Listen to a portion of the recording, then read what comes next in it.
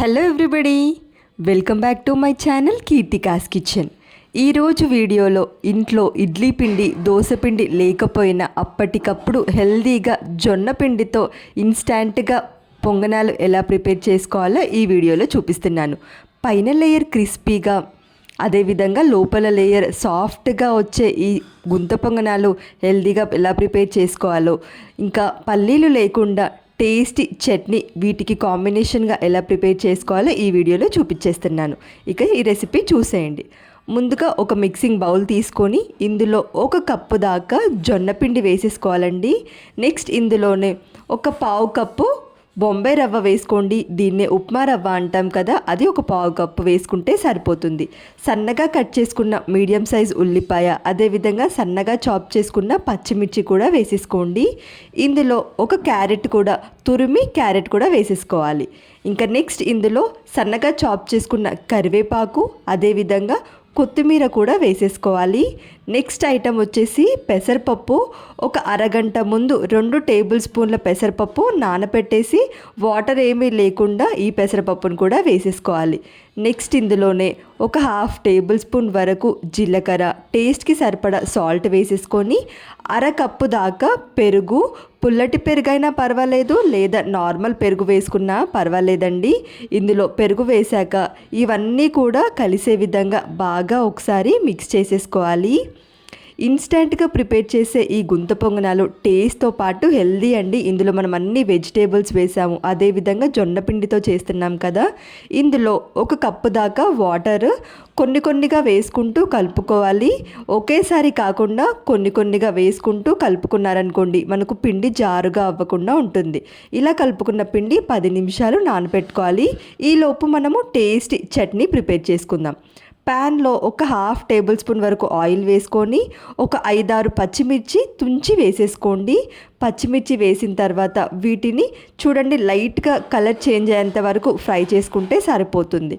ఇక ఇలా ఫ్రై చేసుకున్న పచ్చిమిర్చిని మిక్సీ జార్లోకి ట్రాన్స్ఫర్ చేసేసుకోవాలి. నెక్స్ట్ ఇందులో మనము పుట్నాల పప్పు అంటాం కదా, ఆ పుట్నాల పప్పు 1/2 కప్పు పుట్నాల పప్పు వేసేసుకోవాలి. అదేవిధంగా 1/4 కప్పు పచ్చి కొబ్బరి వేసేసుకోండి.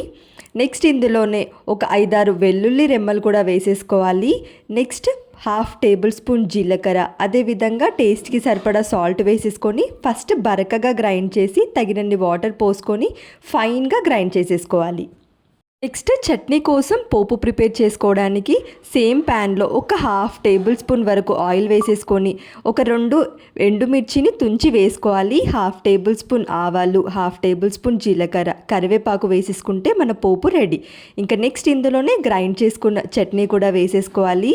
పల్లీలు లేకుండా తక్కువ ఆయిల్తో చేసుకున్నా కానీ ఈ చట్నీ చాలా టేస్టీగా ఉంటుంది.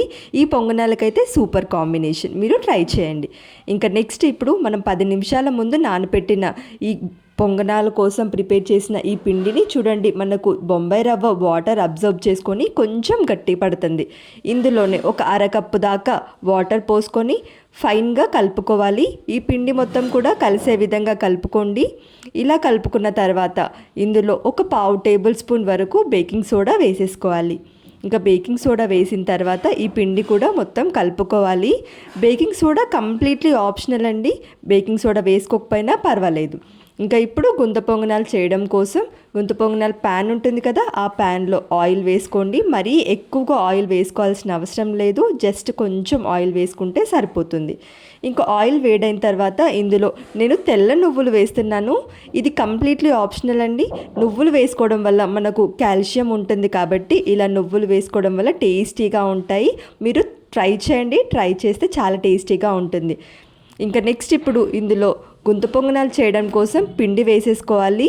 మీడియం టు లో ఫ్లేమ్లో పెట్టుకొని ఫస్ట్ రౌండ్గా వేసుకున్న తర్వాత మాత్రమే మధ్యలో వేసేసుకోండి, ఎందుకంటే ఫ్లేమ్ మధ్యలో తగి మధ్యలో మాడిపోతాయి. అలా కాకుండా ఫస్ట్ రౌండ్గా వేసుకున్న తర్వాత మాత్రమే మధ్యలో వేసేసుకొని క్యాప్ పెట్టేసి ఒక 5 to 6 మినిట్స్ లో ఫ్లేమ్లో ఉడికించుకొని మధ్యలో చెక్ చేసుకొని ఒకవైపు పూర్తిగా ఫ్రై అయిన తర్వాత స్పూన్తో ఇంకోవైపు ఫ్లిప్ చేసుకొని ఫ్రై చేసేసుకోవాలి. లో టు మీడియం ఫ్లేమ్లో పెట్టుకొని ఫ్రై చేసుకోవడం వల్ల పైన లేయర్ క్రిస్పీగా ఉంటుంది, అదేవిధంగా లోపల సాఫ్ట్గా టేస్టీగా ఉంటుంది. ఇక ఇలా అన్నిని కూడా వీటన్నిటిని నెక్స్ట్ ఇంకో వైపు ఫ్లిప్ చేసి 2 వైపులు ఫ్రై చేసుకున్న తర్వాత ప్లేట్లోకి ట్రాన్స్ఫర్ చేసేసుకొని ఈ గుంత పొంగనాలు అదేవిధంగా పుట్నాల పప్పు చట్నీ కాంబినేషన్లో చాలా చాలా టేస్టీగా ఉంటాయి. పిల్లల నుండి పెద్దవాళ్ళ వరకు అందరికీ నచ్చే ఈ హెల్దీ బ్రేక్ఫాస్ట్ రెసిపీ స్నాక్స్లోగా అయినా బ్రేక్ఫాస్ట్లోకి అయినా చాలా టేస్టీగా ఉంటుంది. మీరు ట్రై చేసి ఎలా వచ్చిందో కామెంట్ సెక్షన్లో చెప్పండి. వీడియో నచ్చితే లైక్ చేయండి. ఇలాంటి మరిన్ని ఇంట్రెస్టింగ్ రెసిపీస్ కోసం ఛానల్ని సబ్స్క్రైబ్ చేయండి. Thank you for watching.